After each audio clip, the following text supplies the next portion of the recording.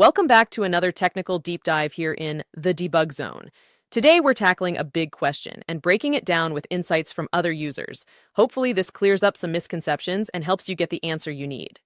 So buckle up, stay a little curious, and let's jump right in.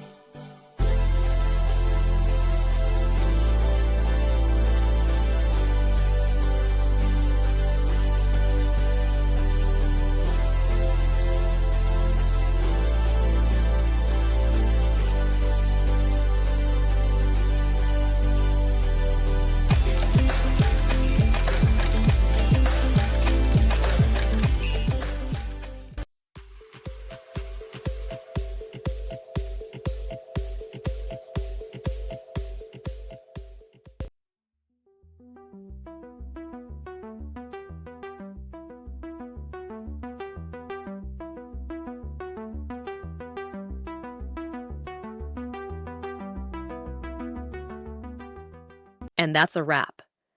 I hope you found the answer you were looking for. If you did, take a second to hit that subscribe button. It really helps out.